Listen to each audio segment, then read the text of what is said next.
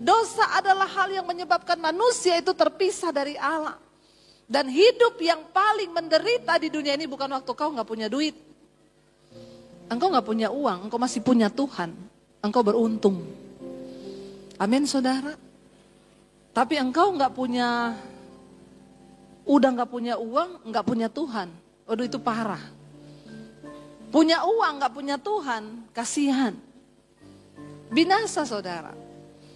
Ya, ayat ini berkata, sekarang kita ini sudah dimerdekakan dari hukum dosa.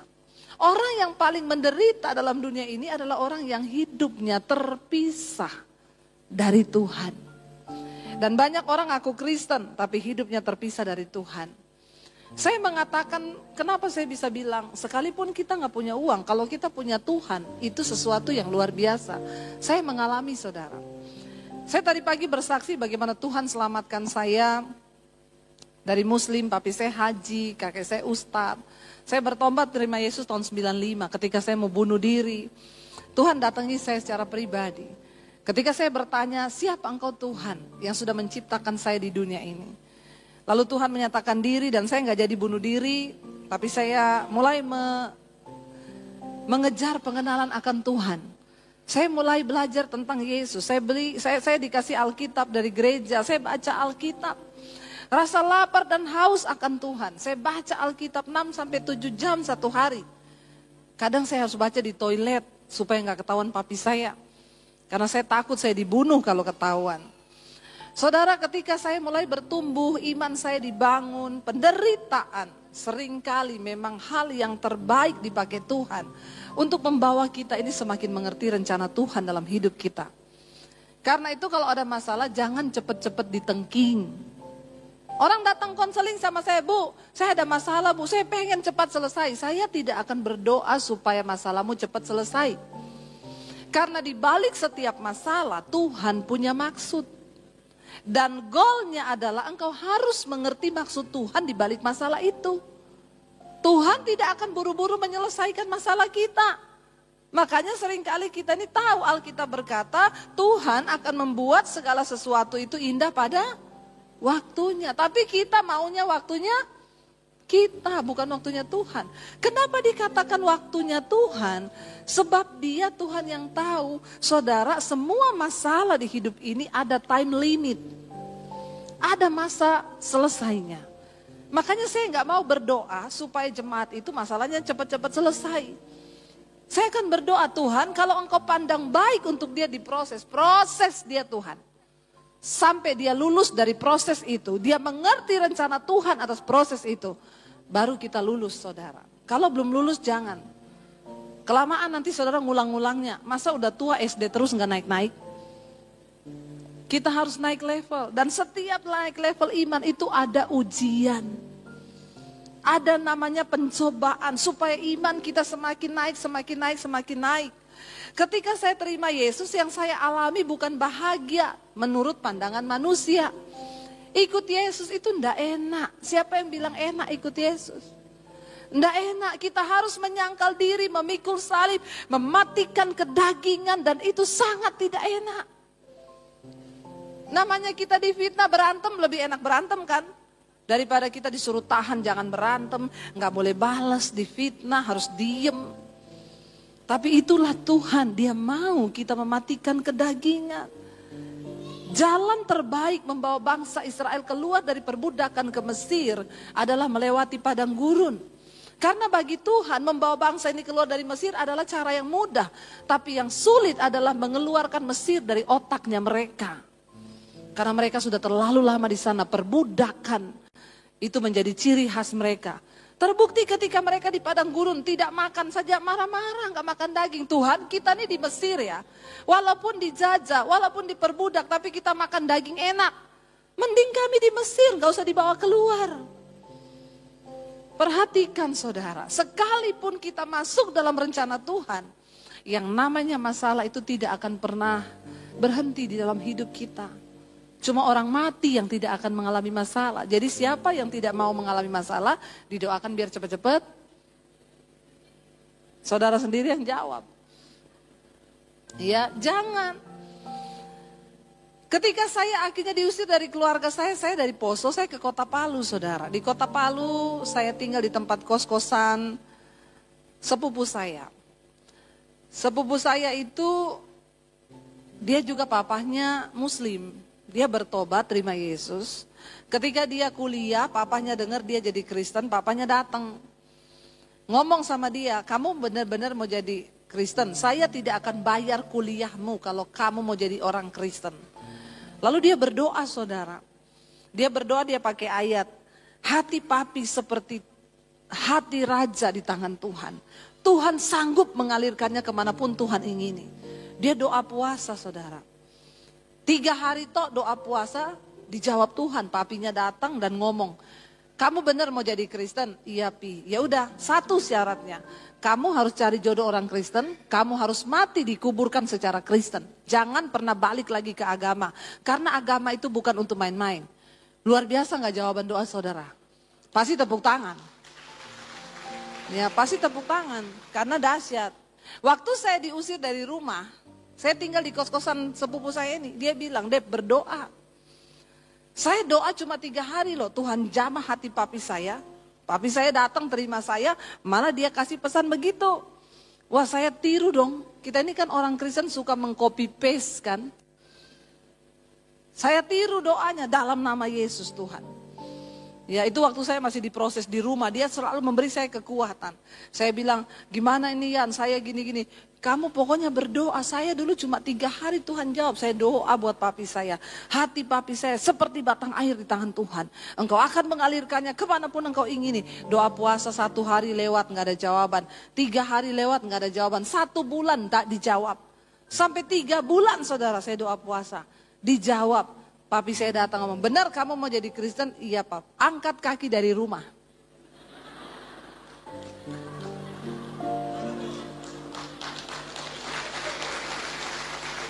Kayaknya tepuk tangannya ndak rela Pak Gembala. Karena kok tidak seperti yang diinginkan ya. Karena saudara terlalu banyak nonton film India, drama Korea, selalu happy ending. Padahal Tuhan itu mau kita ini mengalami dia, karena hidup kita belum selesai. Papi saya jawab, kamu benar mau jadi Kristen? Kalau kamu mau jadi Kristen, angkat kaki dari rumah. Jangan anggap kamu punya keluarga ya. Dan satu lagi, kamu pergi dari rumah ini jangan bawa ijazah. Yang sekolahin kamu tuh saya. Saya mau lihat, kamu pergi dari rumah gak bawa ijazah. Saya mau lihat Yesus kasih makan kamu pakai apa. Saya sekarang tidak kurus loh saudara. Yesus kasih makan saya kenyang loh saudara. Bahkan berkelimpahan. Sehingga saya bisa kasih makan orang lain. Loh saudara. Waktu itu saya bilang, Tuhan kenapa jawabannya beda. Saya berdoa pakai ayat yang sama loh. Hati papiku seperti batang air Tuhan. Kalau Yati ditolong maka saya juga. Sambil nyanyi, kalau lain ditolong. Apa? Pret. Ya, pertolongan Tuhan tidak selalu sesuai yang kita pikir. Makanya ikut Tuhan tuh buang semua konsep yang salah. Ya, saya pikir oh ikut Yesus itu kayak gini, Yanti dijawab, saya juga pasti. Apalagi Kristen di Indonesia ini, kita sudah terbiasa dengar yang enak-enak. Ya, kesaksian yang keren-keren. Tapi kalau kesaksian begini kayaknya kok agak gimana gitu. Saya menjalani hidup nih yang saya mau saksikan, saya bilang walaupun tanpa uang, asal engkau punya Tuhan, engkau hidup. Engkau hidup saudara. Saya tinggal di tempat kos itu 1 tahun tanpa uang 1 sen pun di tangan. Kadang makan, kadang gak makan, kadang nunut sama temen. Setiap hari apa yang saya lakukan kalau anak-anak kos sudah berangkat ke kampus, saya cuci baju mereka bukan untuk dapat gaji, untuk numpang tinggal dan numpang makan di situ. Saya cuci baju, saya nyapu, saya ngepel, saya nyetrika. Setan datang, goblok ikut Yesus jadi pembantu. Pulang ke keluargamu, banyak pembantu yang cuciin bajumu. Saya bercucuran air mata, saya bilang, Tuhan, aku telah dibeli dan hargaku lunas dibayar. Hidupku bukan milikku lagi, tapi milik Tuhan. Milik Tuhan. Dan tidak ada cara lain Tuhan menyiapkan hidup saya untuk bisa dipakai selain melewati proses itu. Saya harus melewati padang gurun itu. Enggak ada satu orang pun bisa saya di sana. Tetapi saya harus melewati itu untuk menghabiskan kedagingan, kesombongan saya ini loh. Karena Tuhan gak bisa pakai saya kalau saya masih sombong. Saya dulu pelatih senam aerobik sebelum bertobat, saudara. Dan apa yang saya butuhkan itu disediakan oleh orang tua saya. Kami tidak berkekurangan. Dan ketika saya terima Yesus, saya harus direndahkan sampai seperti itu. Saya yang dulu begitu sombong, begitu angkuh. Tuhan harus proses sampai di titik itu seperti pembantu. Cuci baju pakai tangan bukan pakai mesin. Nyetrika, nyapu, ngepel. Setiap saya melakukan itu air mata saya menetes. Ada pergolakan di jiwa yang iblis ngomong, goblok, pulang ke rumahmu. Ngapain ikut Yesus begitu? Tapi firman Tuhanlah yang memberi saya kekuatan. Tuhan, aku harus dibentuk. Matikan segala kedaginganku Tuhan. Aku mau menjadi manusia yang baru. Tanpa uang loh saudara, tanpa uang 1 sen pun. Saya gak bisa telepon ke orang tua minta uang. Gak ada satu orang pun yang bisa saya taruh harapan saya. Benar-benar saya hanya berurusan dengan Tuhan. Di tempat kos itu saya doa puasa. Dapat penglihatan, saya berdiri depan ribuan orang untuk menyampaikan firman di atas mimbar. Tuhan bilang, satu saat aku akan membawa engkau. Engkau lihat ada begitu banyak orang yang sedang menantikan kasihku. Dan engkau harus pergi kepada mereka. Ribuan orang saya berdiri di panggung. Di bawah itu ribuan orang saya lihat. Begitu buka mata, cucian.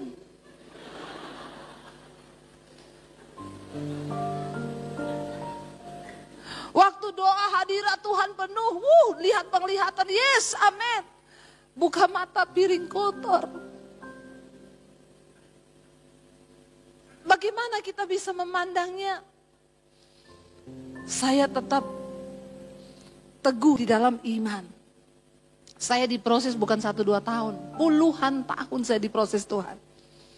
Tapi hari ini saya melihat, sekali tayang live streaming di YouTube, 70.000, 80.000, bahkan khotbah-khotbah saya ditonton sampai jutaan orang, saudara.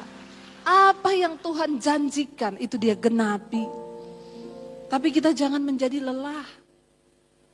Makanya saya tadi bilang, saudara gak punya uang, asal engkau punya Tuhan, engkau bisa hidup. Saya kalau udah gak ada makanan, saya puasa. Puasa terpaksa. Tapi gak apa-apa, manusia roh saya semakin dibangun. Sekalipun manusia jasmani saya semakin merosot, tapi manusia batiniah kita dikuatkan. Saya jalani semua proses itu. Kenapa saudara? Karena saya tahu ada jaminan hidup di dalam kekekalan. Jaminan hidup di dalam kekekalan. Ini adalah sebuah jaminan yang melebihi harta kekayaan apapun juga yang engkau cari di dunia ini. Jangan cari kekayaan. Itu bonus yang akan Tuhan berikan buat kita. Kita akan mengerti kenapa pada akhirnya orang kaya ini ditolak oleh Tuhan. Bukan hanya karena dia gak mau menjual hartanya. Saya yakin kalau hari ini saudara juga suruh jual harta semua kasih orang miskin, saudara mau gak? Mau gak? Ayo saya tanya. Yang cuma punya motor 1. Terus dibilang, tiba-tiba ada pendeta ngomong, jual motormu. Jual semua yang kau punya, kasih sama orang yang lebih miskin dari kau. Ini berbicara lebih dalam saudara. Bukan hanya buat orang kaya loh. Ini bicara tentang sikap hati.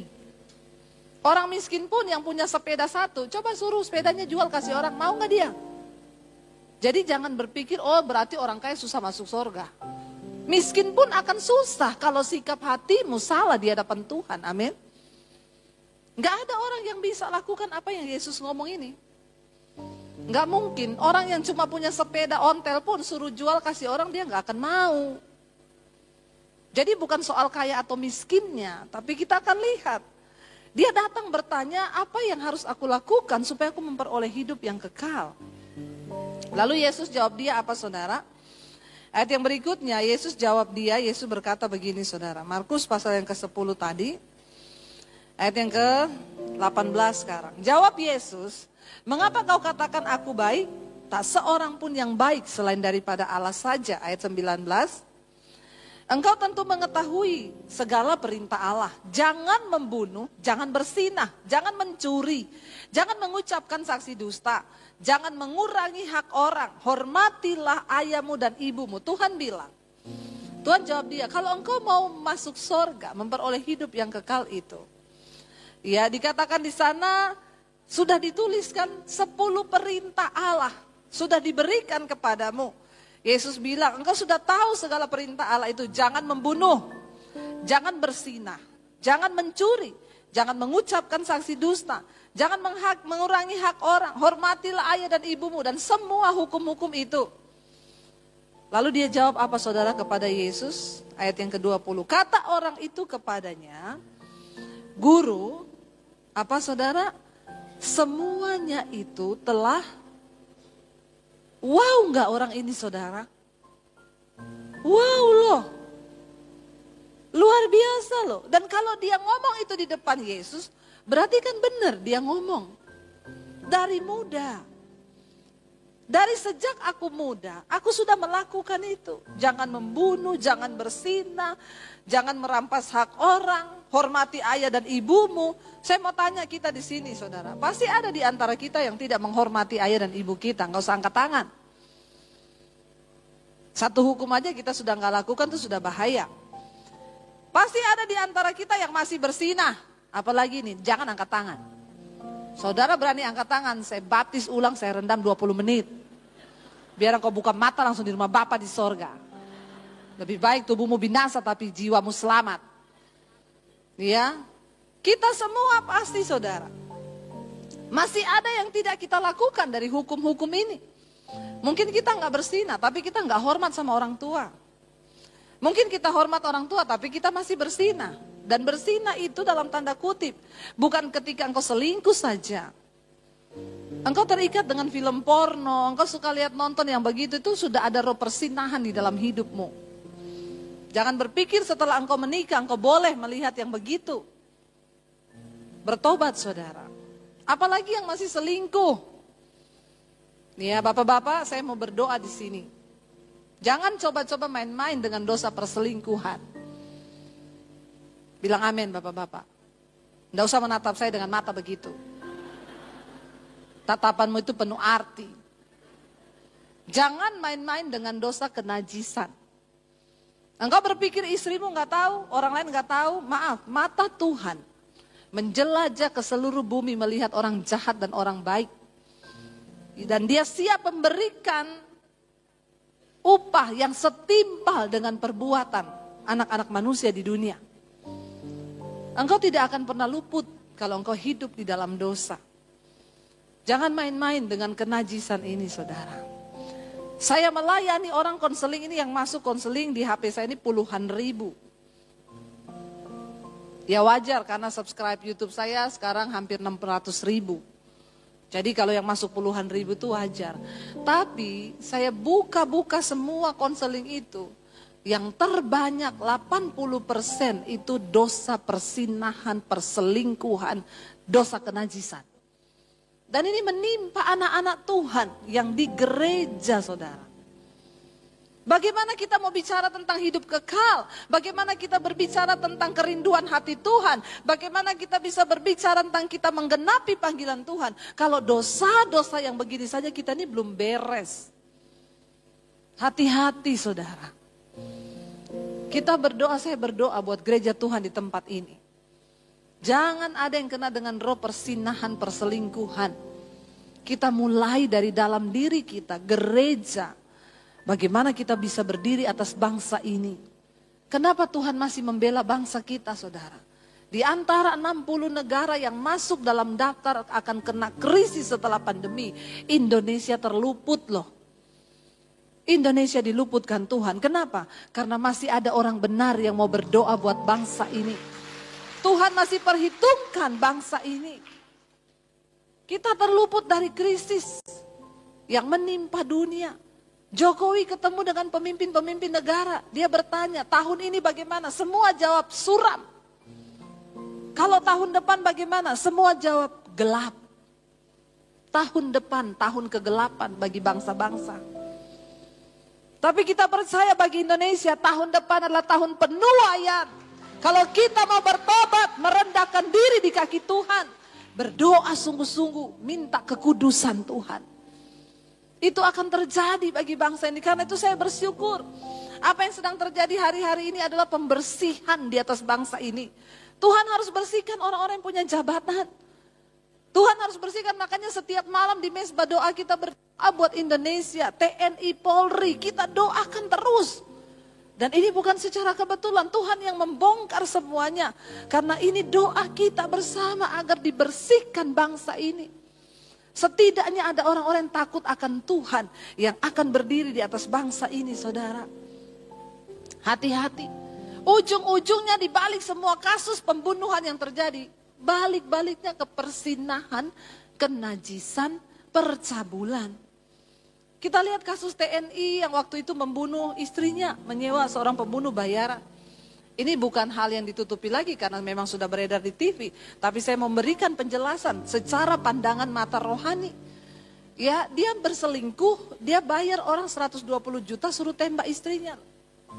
Tapi kita melihat kuasa Tuhan, kalau belum waktunya mati, tidak mati. Suruh tembaknya di kepala, orang yang nembak ini ketakutan saudara.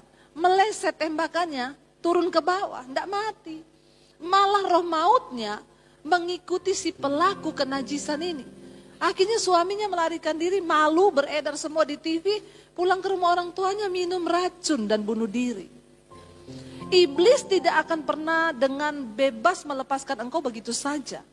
Ketika engkau melakukan dosa. Bapak-bapak dengar nih baik-baik. Usahamu tidak akan diberkati. Kalau engkau menyimpan dosa, istrimu mungkin tidak tahu. Tapi Tuhan tahu. Dan yang kedua, setan pun tahu. Malulah sama setan. Tiap minggu datang ke gereja ibadah. Makanya setan bilang, satu kali saya ditanya sama orang. Bu, saya mau tanya ya. Ibu kan sering pelayanan di gereja besar. Sama di desa. Kalau di desa-desa itu masih banyak yang kerasukan, ada yang kerasukan ya Bu? Iya, banyak di desa kerasukan, lagi pujian kerasukan. Kuasa gelapnya tinggi. Kalau di gereja besar, di kota-kota, ada nggak orang yang kerasukan Bu? Di gereja. Saya pikir-pikir hampir nggak ada memang. Dulu pernah di Jakarta di gereja besar, saya lagi pujian-pujian, tiba-tiba ada bapak-bapak jatuh, saudara menggelepar. Saya lari mau doakan kan. Istri di sampingnya bilang, nggak usah Bu. Kenapa? Epilepsi. Saya kira kerasukan, saudara, udah mau saya tengking dalam nama Yesus, darah Yesus. Ternyata istri bilang, jangan Bu, kenapa? Epilepsi biasa begitu. Terus gimana? Nanti sembuh sendiri. Ternyata bukan setan. Lalu ini menjadi sebuah pertanyaan di hati saya. Saya bertanya, iya ya Tuhan, kenapa ya di gereja besar, di kota besar, jarang orang kerasukan di gereja? Lalu Roh Kudus menjawab saya, tahu nggak kenapa? Karena di kota besar, di gereja besar, setan sudah tidak bekerja, dia cuma kontrol. Setan bilang kontrol tuh, lancar, lancar coy. Ya, setan bilang gini, di kota besar kita nggak usah bekerja lagi. Kenapa? Kedagingannya aja udah lebih gede dari setan. Hati-hati saudara. Apa itu kedagingan? Galatia pasal 5, kenajisan, percabulan, amarah, dendam, kebencian, keserakahan. Itu semua daging. Makanya setan bilang gak usah diganggu. Orang-orang di gereja besar, di kota besar, kedagingannya aja sudah besar. Kalah kita. Setan bilang mereka lebih setan dari setan. Tapi di sini tidak. Kalau tidak tersinggung. Hello. Makanya Alkitab bilang engkau percaya hanya ada satu Allah saja itu baik. Tapi setan juga percaya, dan setan gemetar. Jadi kalau level imanmu cuma sampai dipercaya, berarti engkau satu level sama. Saya ulangi lagi, yang lain belum ngerti kayaknya ya. Alkitab bilang engkau percaya hanya ada satu Allah saja, itu baik. Tapi setan juga percaya akan hal itu dan mereka gemetar. Jadi kalau level imanmu cuma sampai dipercaya, berarti engkau satu level sama. Jangan-jangan setan malah lebih rohani. Hati-hati ya, saya cerita tadi pagi, ada orang Kristen lewat di kuburan saudara. Tiba-tiba kuntilanak muncul, dia ketakutan, dia teriak, setan! Kuntilanaknya liatin dia sambil ngomong, darah Yesus. Jadi lebih rohani mana saudara? Harusnya kan orang Kristen kalau lihat setan ngomongnya apa? Malah lihat setan teriak, setan! Setannya bilang, darah Yesus. Ih, malu deh sama setan. Bertobat. Saya pernah ketemu satu pendoa, dia bilang, Bu Dewi, di rumah saya ada setan loh. Ih, kok bisa Bu? Iya. Jadi saya kalau malam itu mau turun ambil minum di bawah Bu, dia duduk di sofa. Saya bilang, setannya? Bentuknya kayak apa? Gede hitam gitu Bu. Terus ibu kalau lewat di sofa situ ketemu setannya, ibu ngomong apa? Ya saya bilang aja, permisi, saya enggak ganggu kamu loh. Permisi, saya enggak ganggu kamu loh ya.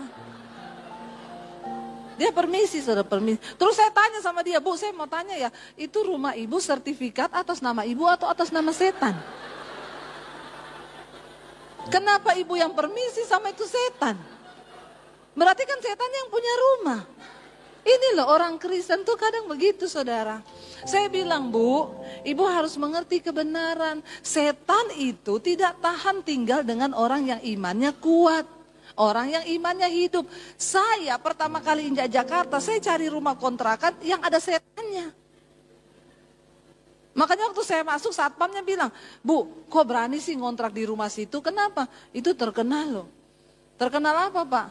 Angker banyak setannya. Enggak apa-apa Pak, saya masuk ke rumah situ, setannya enggak tahan Pak, dia keluar, dia pindah ke pos satpam. Satpamnya bilang, ih jangan begitu dong ibu. Saya bilang, makanya kamu harus punya iman. Masa sama setan kalah loh. Kita masuk ke satu rumah, iman kita hidup, iman kita bekerja. Setan itu kan gak betah tinggal dengan orang benar toh. Lah ini malah permisi. Bodoh gak jadi orang Kristen kayak begitu saudara, gak ngerti kebenaran. Mari kita ini punya konsep pemahaman yang benar tentang iman. Jangan engkau itu, bapak-bapak, saya mau bilang sekali lagi, ini dosa perselingkuhan. Ya ini tidak terasa loh bekerjanya. Saya yakin di antara saudara ini ada pasti yang kena. Tatap mata saya. Ya, bertobat loh ya. Jangan engkau rusakkan dan engkau membawa kutuk dalam pernikahanmu. Ya, tarik kita hidup sungguh-sungguh. Berbahagialah orang yang mengakui salahnya dan dosanya dan meninggalkannya. Maka engkau akan memperoleh hidup yang kekal.